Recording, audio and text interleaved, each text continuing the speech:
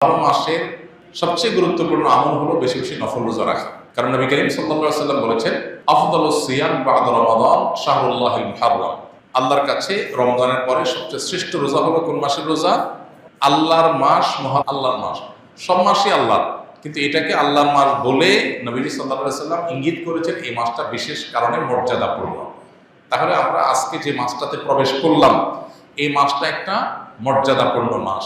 সম্মানিত 4 মাস সম্পর্কে কোরআন যে ধারণা দিয়েছে আমাদেরকে, আল্লাহ বলেছেন, ইন্না ইদ্দাতাশ শুহুরি ইনদাল্লাহি 12 শাহরান ফি কিতাবিল্লাহি ইয়াওমা খালাকাস সামাওয়াতি ওয়াল আরদ মিনহা আরবাআতুন হুরুম।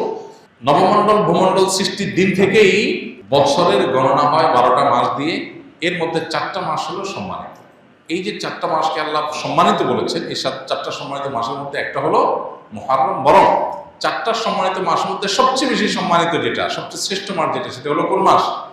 মুহররম মাস।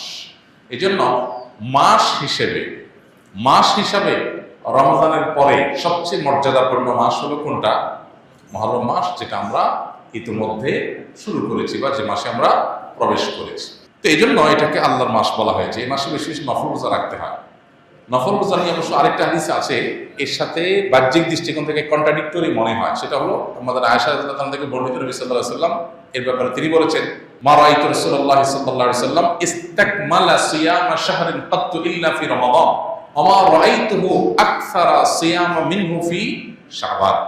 অর্থাৎ আমাদের আয়েশা বলেছেন রাদিয়াল্লাহু তাআলা আনহা, যে আমি নবী করিম সাল্লাল্লাহু আলাইহি ওয়াসাল্লামকে পুরো মাস রোজা কমপ্লিট করতে দেখছি এক মাসে, শুধু রমজান মাস, যে পুরো 30 দিন রোজা রাখছেন। এটা শুধু দেখেছি কোথায়? রমজান মাস।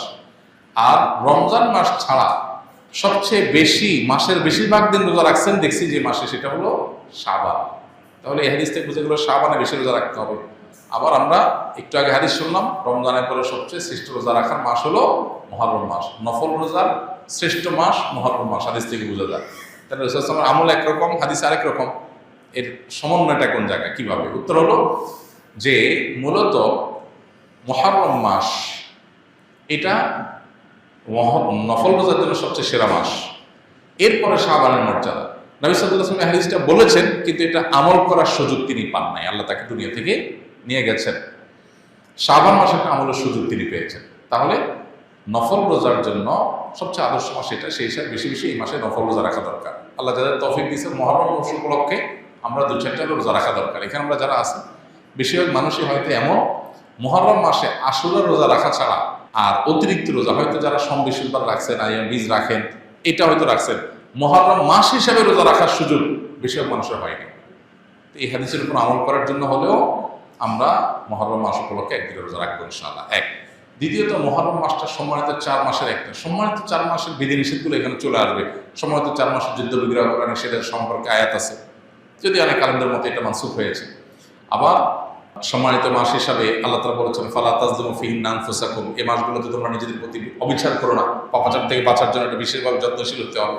ইবাদত বন্দেগীর রুটিন কাজগুলো বিশেষ আন্তরিকতার সাথে করতে হবে। এটা হলো মুহররম মাসের করণীয়। এছাড়া মুহররম মাসের মধ্যে আশুরার দিনটা আছে, সেই উপলক্ষে বিশেষ করণীয় আছে আশুরা রোজা রাখা এবং আল্লাহ তাআলা শুকর আদায় করা মুসা আলাইহিস সালামের বিজয়ের কারণে 2টা রোজা রাখা সুন্নাত আশুরাকে কেন্দ্র করে। এ হলো মুহররম মাসের করণীয়। এর বাইরে মুহররম মাসকে কেন্দ্র করে অনেক করণীয় আমাদের সমাজে আছে, যেগুলো একটাও কোরআন বা হাদিস দ্বারা প্রমাণিত নয়। সম্প্রতি দেখা গেছে চাঁদা না দেওয়ার কারণে একজন লোকের দাড়ি ধরে মারধর করেছে, এর কোনো বিচার হয় না কেন এই দেশে? ভাই, এই বিষয়গুলো তো আমাদের দেশে নতুন না। হয়তো 2-1টা ঘটনা ভাইরাল হয় আর বাকিগুলো হয় না। আমরা যে ঘটনা দেখেছি, সারা দেশে মানুষ, যে মানিকগঞ্জে একজনের দাড়ি ধরে তাকে মারধর করা হয়েছে চাঁদা না দেওয়ার কারণে, মিডিয়ার মারফত যেটা আমরা জানতে পেরেছি। তো এইরকম ঘটনা তো আমাদের দেশে বিভিন্ন জায়গায় অহরহ হতে থাকে, অনবরত হয়। বাকি জিনিসগুলো হয়তো আমাদের পর্যন্ত আসে না, আমরা জিনিসগুলো হয়তো জানি না, জাস্ট এইটুকু যে আমরা জানতে পারি না।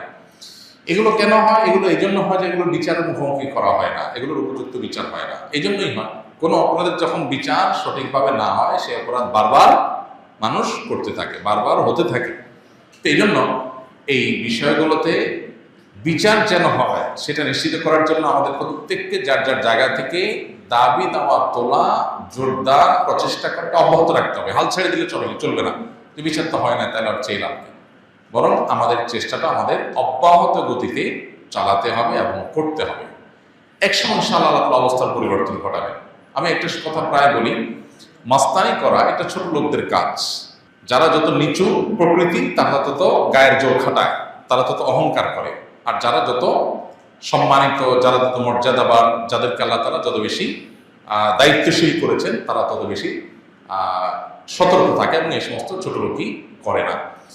তো যারা এই ধরনের জুলুম করে, আল্লাহ তাআলা সব সহ্য করলেও জুলুম সহ্য করেন না। আল্লাহ বলেছেন হাদিসে কুদসিতে, ইয়া ইবাদি ইন্নী হারামতু যুলমা আলা নাফসি ফালা তাযালামু, হে আমার বান্দারা, জুলুম আমি নিজের জন্য নিজে হারাম করেছি, অতএব তোমরা একে অন্যের প্রতি জুলুম করবে না। এই বিষয়ে আল্লাহ তাআলা সতর্ক করেছেন। বিধান যারা এই ধরনের কর্মকাণ্ডে জড়িত তারা যেন আল্লাহর কাছে তওবা করে ফিরে আসে। আল্লাহ আমাদের সবাইকে এই ধরনের জুলুমের কাছ থেকে বেঁচে থাকার তৌফিক দান করুন। জুমার সালাতের জন্য দুইবার আজান কেন দেওয়া হয়? প্রথম আজান জোরে হলে দ্বিতীয় আজান আস্তে কেন দেওয়া হয়? প্রথম কথা হলো যে শরীয়তের যত আদেশ নিষেধ আছে এগুলো অকপটে মেনে নেওয়ার নাম হলো দিন।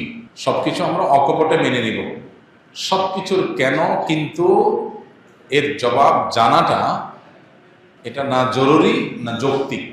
কারণ নির্দেশদাতা যখন সৃষ্টিকর্তা, সৃষ্টি হয়ে আমি তার সব কিছুর যৌক্তিকতা ধরে ফেলতে পারবো, এটা স্বাভাবিক ব্যাপার না, বিষয় না, বরং অনেক কিছু আমার বুঝে না আসাটাই স্বাভাবিক।